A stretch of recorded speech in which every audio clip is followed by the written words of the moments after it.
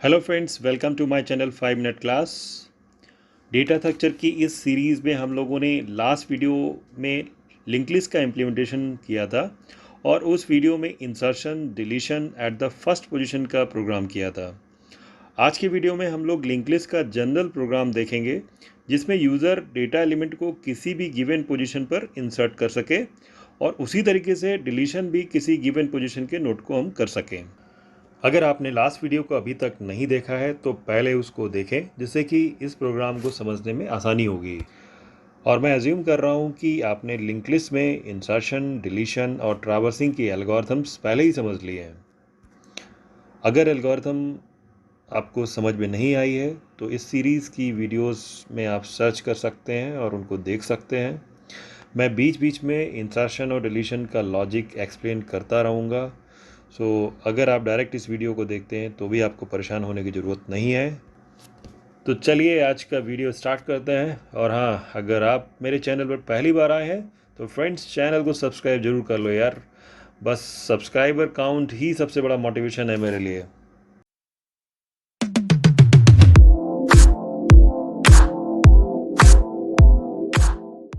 सबसे पहले हम अपने सी के प्रोग्राम में हेडर फाइल्स को इंक्लूड करेंगे।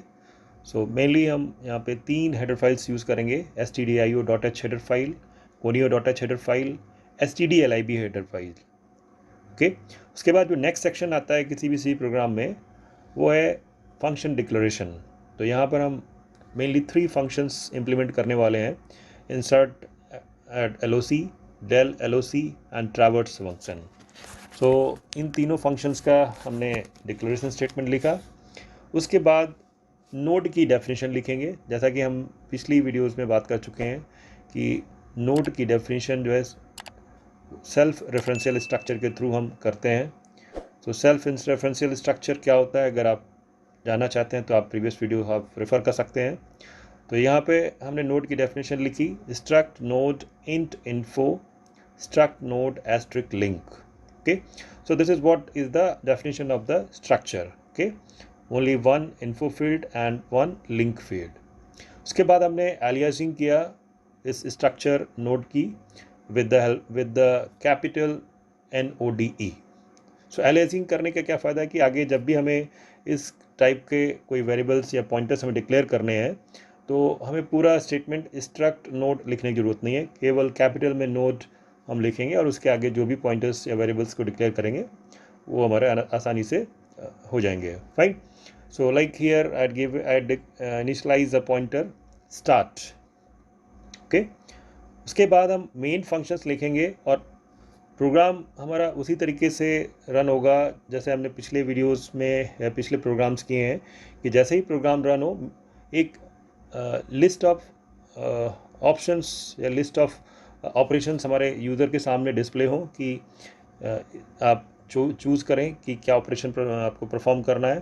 Press 1 for insertion, press 2 for deletion, press 3 for traversing and press 4 for exit. Okay, और उसके बाद हम यूज़र से चॉइस लेंगे with the message that enter your choice और स्कैनअप स्टेटमेंट का यूज़ करके हम चॉइस को इनपुट ले लेंगे। After that this choice is required to be passed inside the switch case statement. Switch के अंदर हमने ये चॉइस सी वेरिएबल के थ्रू हमने पास किया और केसेस के अंदर हमने इन सभी फंक्शंस को कॉल किया। केस 1 में हमने इंसर्ट LOC फंक्शन को कॉल किया, केस 2 में हमने del LOC फंक्शन को कॉल किया, केस 3 में ट्रैवर्स फंक्शन को कॉल किया और केस 4 में एग्जिट फंक्शन को कॉल किया। Fine. Exit function is basically not user defined function, it is a inbuilt library function which is defined inside the stdlib header file. After that default option रहेगा that print of wrong choice. अगर कोई भी choice 1 to 4 के अलावा अगर कुछ भी देते हैं, लाइक सपोज आई गिव 0 और 5 6 7 8, तो आपके सामने एक मैसेज डिस्प्ले हो जाए कि रॉन्ग चॉइस और वापस हमारा मेनू डिस्प्ले हो जाए। Now will start insert LOC function. सबसे पहले यूज़र से हम जो वैल्यू या डेटा इंसर्ट करना है उसको मांग लेंगे। उसके बाद में पोजीशन, जिस लोकेशन पे हमें डेटा को इंसर्ट करना है वो पोजीशन की वैल्यू भी हम यूज़र से इनपुट लेंगे। Suppose that is stored on to the variable p। उसके बाद एक न्यू नोड हम क्रिएट करेंगे with the help of the malloc function. उसके इन्फो फील्ड में हम आइटम की वैल्यू डाल देंगे। अब हमें इस न्यू नोड की पोजीशन को सेट करना है। Basically we want to insert it at the given position. तो अगर मान लीजिए पोजीशन हमने 1 दिया, मीन्स फर्स्ट पोजीशन पे अगर हमें इंसर्ट करना है, तब हमारे पास एक कंडीशन हो सकती है कि इनिशियली द लिंक लिस्ट में भी एम्प्टी। तो अगर लिंक लिस्ट एम्प्टी है तो जो नया नोड हमने क्रिएट किया है वही हमारा स्टार्ट नोड हो जाएगा या फर्स्ट नोड हो जाएगा। ओके, नहीं तो इस न्यूली क्रिएटेड नोड के लिंक में हम स्टार्ट डाल देंगे। Okay, and start equals to new, because this is the node which is to be inserted at the first position. Okay, तो ये रही बात फर्स्ट पोजीशन पे इंसर्शन की। अब इसके अलावा अगर हमें किसी और पोजीशन पे इंसर्ट करना है तो वो हम इस एल्स पार्ट में हम लोग देखेंगे। तो सबसे पहले हम number of nodes into existing link list हम काउंट कर लेते हैं। Suppose count function number of nodes in the existing link list count करके हमको देता है, और suppose that is stored on to variable C. Okay, और जो पोजीशन है जिस पे इंसर्ट करना है, अगर उसकी वैल्यू काउंट से ज़्यादा है तो हमें मैसेज डिस्प्ले कर देना है wrong position. For example number of nodes currently जो है 5 हैं, और हम इंसर्ट करना चाहते हैं 7th पोजीशन पे या 8th पोजीशन पे, तो हमें जो है रॉन्ग पोजीशन का एक मैसेज डिस्प्ले कर देना है। इसके बाद में हम जिस पोजीशन पे नोड को इंसर्ट करना है उस नोड के एड्रेस को भी फाइंड आउट करना है। ओके, तो उसके लिए हमें ट्रैवर्सिंग करना होगा। Suppose for example if I say that एक एग्जिस्टिंग लिंक लिस्ट है जिसमें 4 एलिमेंट हैं। सपोज मुझे उसमें थर्ड पोजीशन पे इंसर्ट करना है, तो पहले से ही उसमें 4 एलिमेंट हैं, तो थर्ड पोजीशन के बाद नया नोड आना है, तो हमें थर्ड नोड का एड्रेस चाहिए जिससे कि ये जो नया नोड है हम थर्ड नोड के लिंक पार्ट में इंसर्ट कर सकें। ओके, तो हमें बेसिकली 2 एड्रेस चाहिए, थर्ड नोड का एड्रेस और फोर्थ नोड का एड्रेस, जिससे कि क्या होगा कि जो थर्ड नोड के लिंक पार्ट में हम ये नया नोड इंसर्ट कर देंगे, और इस न्यू नोड के लिंक पार्ट में हम फोर्थ नोड जो पहले था उसके एड्रेस को हम न्यू नोड के लिंक में डाल देंगे। ओके, तो हमें ट्रैवर्सिंग इस तरीके से करनी है कि जिस पोजीशन पे हमें इंसर्ट करना है उस पोजीशन से पहले के नोड और उसके बाद के नोड, दोनों नोड के एड्रेस को हमें ट्रैक करना है। फाइन, तो उसके लिए क्या करेंगे, हम वाइल लूप चलाएंगे, while P T R is not equals to null and count less than P. तो यहाँ पर काउंट एक हमने वेरिएबल इनिशलाइज किया है विद द वैल्यू 1, और इसकी वैल्यू इंक्रीमेंट होती रहेगी जब तक कि हमारा लूप चलेगा। एक्चुअली ये जो काउंट है हमें उस पोजीशन तक पहुँचाएगा जहाँ पे हमें नोड को इंसर्ट करना है। तो उस समय जैसे ही ये काउंट की वैल्यू बढ़ेगी पी से, तो लूप ब्रेक हो जाएगा और हमारे पास 2 नोड्स का एड्रेस होगा। एलओसी के अंदर पोजीशन से पहले वाले नोड का एड्रेस होगा और पीटीआर के अंदर पोजीशन के बाद वाले नोड का एड्रेस होगा। तो लूप के बाद में हम लोग न्यू नोड के लिंक में नेक्स्ट वाले नोड का एड्रेस जो कि पीटीआर के अंदर है उसको डाल देंगे, और जो प्रीवियस नोड का एड्रेस है एलओसी उसके लिंक में हम न्यू नोड को डाल देंगे, या न्यू नोड के एड्रेस को डाल देंगे। So that's it, this way this new node will be inserted at the given position P. इसके बाद चलिए हम लोग काउंट फंक्शन को देख लेते हैं। तो काउंट फंक्शन हमको number of nodes into the existing link list count करके देगा। तो just we have initialize pointer PTR with the start, एक इंटीजर वेरिएबल एनसी इनिशियलाइज कर दिया 0 से, और हमें पूरे लिंक लिस्ट को ट्रैवर्स करना है while PTR is not null NC plus plus and PTR equals to PTR link. Okay, and return NC. तो wherever this function will be called it will return the number of nodes in the existing linked list. Now traversing function. So traversing is also simple. We have already seen in the previous videos, in the previous programs. So now deletion function. Deletion करने के लिए सबसे पहले हम user से position of the element which is to be deleted वो हम ले लेंगे। Suppose that is stored into variable P.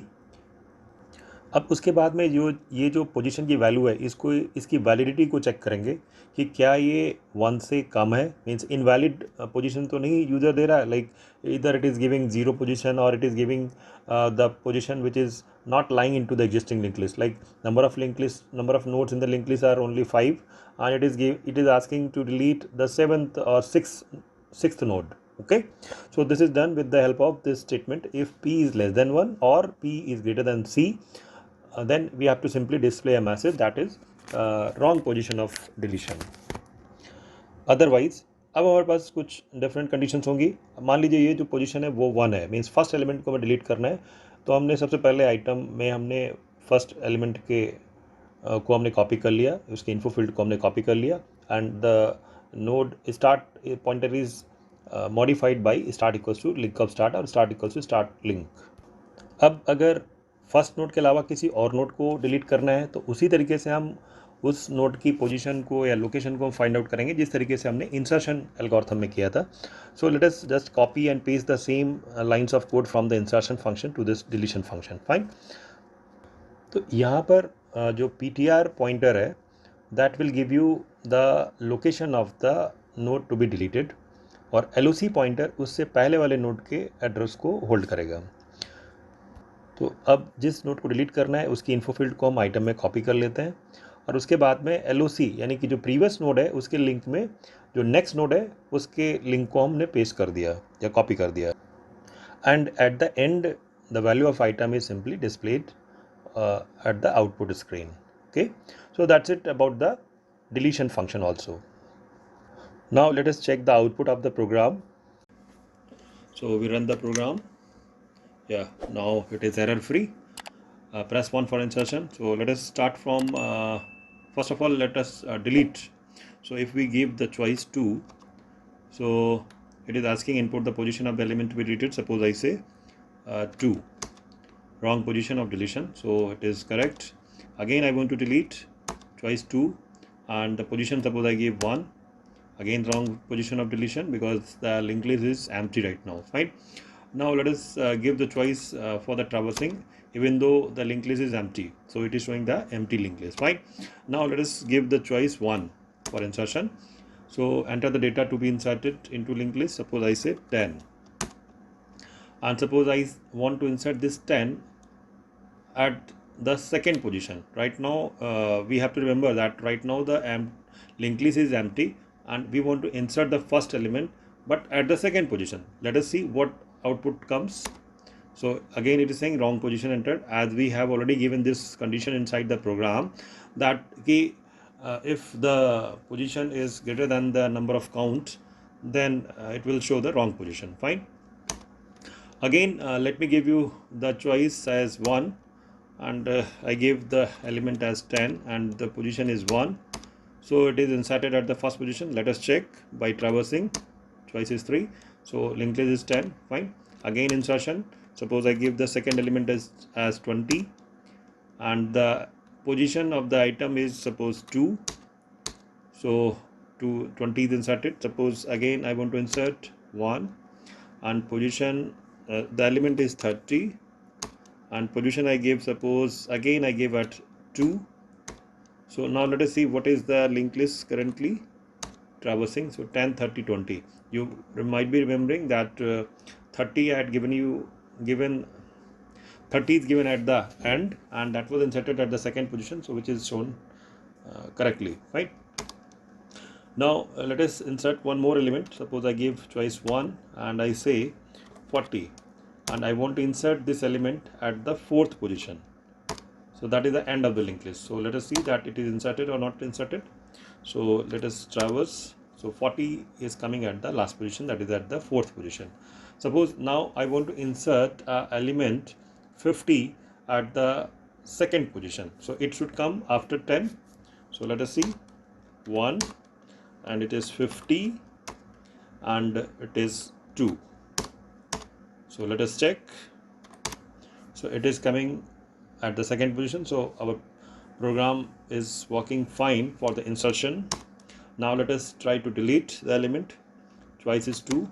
Suppose I give the position of the element for deletion as 1. So first node is deleted. So now let us check that 10 is deleted. Traversing. So 10 is deleted, you can see. Again I want to delete. Suppose I say fourth element I want to delete. So fourth node is 40, which is deleted now. Let us check. So this way it is working well. Now again delete. Now again delete. Now let us check. Only one element is there. Now I say first element 50 is deleted. Now again, suppose I want to traverse, so linked list got empty. Now again I want to delete. If then the input the position, suppose I say 1, wrong position of deletion because the linked list is empty right now. Fine. So the program is working fine. So now let us choose the option as 4 for getting exit or for termination of the program. Thank you so much. If you like the video, please subscribe the channel, like and comment on the video.